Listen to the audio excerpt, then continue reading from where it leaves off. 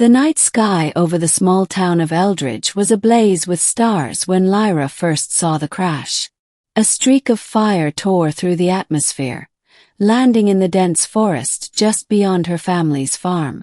As the town's only veterinarian, she knew she had to investigate.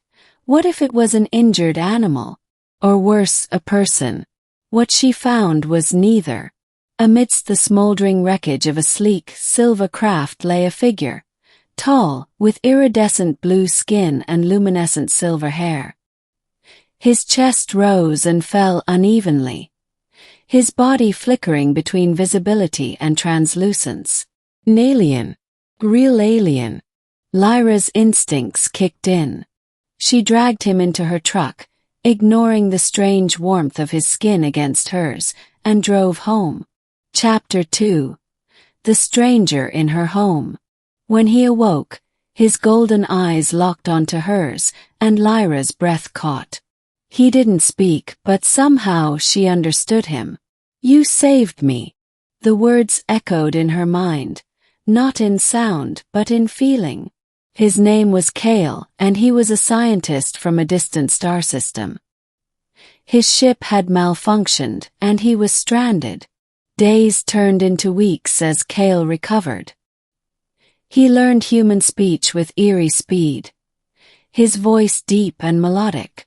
Lyra taught him about Earth, its food, its customs, its fragile beauty. And in return, he showed her the stars through his eyes, describing galaxies she'd never even heard of. Chapter 3. The inevitable goodbye. But Kale couldn't stay. His people were searching for him, and when they came, he would have to leave. Lyra knew this. She knew. Yet, when the day arrived, it still shattered her.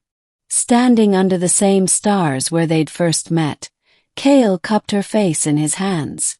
"This is not the end for us," he murmured. Then, in a flash of light, he was gone. Chapter 4. A life without him. Years passed.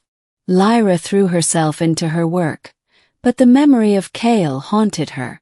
She'd catch herself staring at the night sky, wondering if he was looking back. Then, one evening, a familiar silver craft descended onto her farm. Her heart stopped.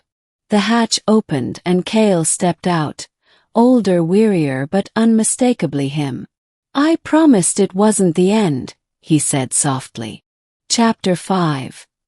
The embrace that defied time. Kale had spent years fighting to return to her.